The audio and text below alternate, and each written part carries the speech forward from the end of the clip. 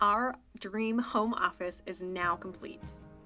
Our last step was wallpaper, and we're going to show you how to do peel and stick, and this is my first time. I documented the entire thing on film so that I could help somebody else out that has been hesitating to try this because yes, it looks daunting, but you can do this. We sent in custom measurements for this wall. And when we received the wallpaper, it was in 4 panels. We double-checked the measurements, realized that we were going to have a little bit of a gap at the top and bottom because I did not give any bit of overage. But each panel was 39 inches, and so we're going to use a laser level to get started. You can find this in my Amazon storefront. It's super inexpensive. But we measured out from the wall 39 inches, and then with the laser level out that far, we were able to level straight up the wall, measure it with a 4-foot long level just to make sure, and then we penciled down the wall to give it a line to make sure that we had our first starting line for the first panel. My amazing friend Sharon is helping me in this video, so she's teaching me so that I can teach you how to put this up. She told me that the first panel is the most important. If it's not matched up exactly with that laser level sign, the rest of the panels are going to be off. And so as you keep watching this, you're actually going to see us take it off and then re-stick it. And it happened with the last panel as well. And so just stay tuned for that because you want to see that when you peel it off, you don't want it to stick to itself. Our last panel did. So watch how we ended up just being very patient and pulling it off of itself, but it is so sticky. It's easy to pull off the wall, but not from itself.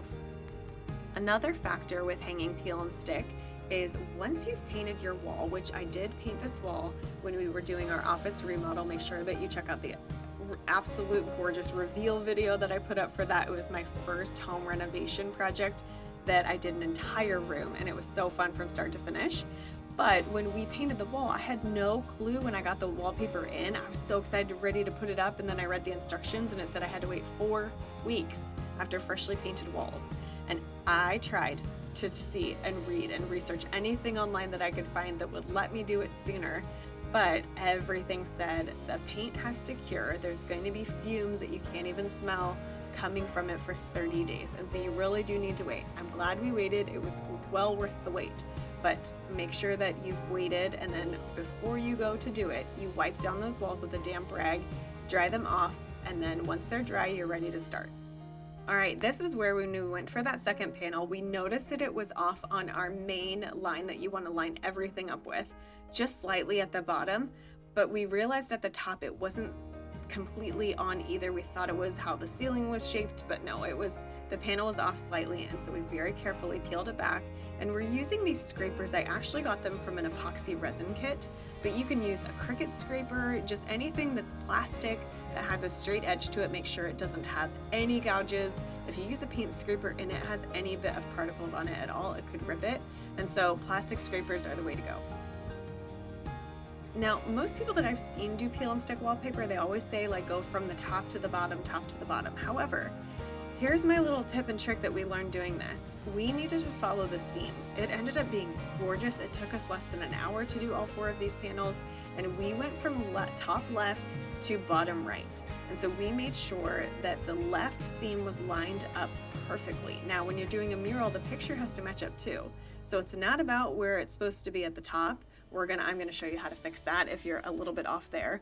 It's how it's matched up on that side seam. And so we had the backing peeled off from left to right, and it actually worked really well. You're still able to move the scraper down and out, getting all the bubbles out. But going from left to right really saved us, and it helped the picture attach seamlessly. As you can see, we're working together in tandem. As one person is scraping and setting and making sure that seam is lined up, the other person is peeling backing, using a scraper additionally, making sure there's no bubbles forming, and making sure it's going down really smooth and flat. So you do need a second person, possibly a third, to help you in this process, but most of the time you can get it done with 2. Do not try and do it by yourself. A lot of the bubbles will just scrape right out, but if you notice a big bubble patch, just peel it from the bottom up. Make sure that you get that bubble out and then continue to seal it going down the wall.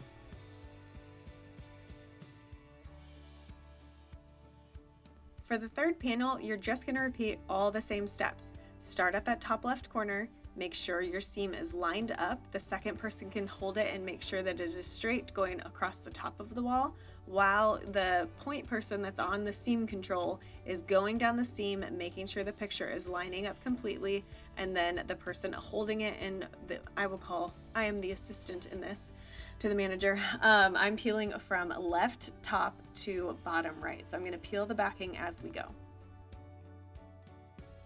And as you guys are getting just little glimpses of everything, including the Roman shades or the lighting that we have, the paint that we used, what you can see on that far right wall right there is a clear acrylic board so that he can write his notes and his sermons out. This is my husband's study.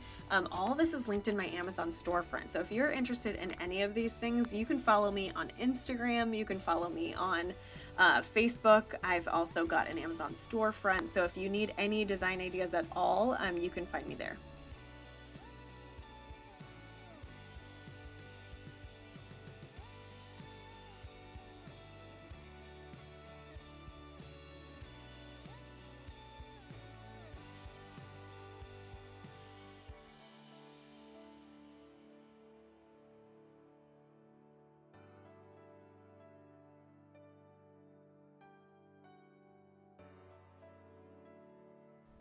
All right, we got to the end of the wall, but guess what? She said, why don't you try and be the seam person?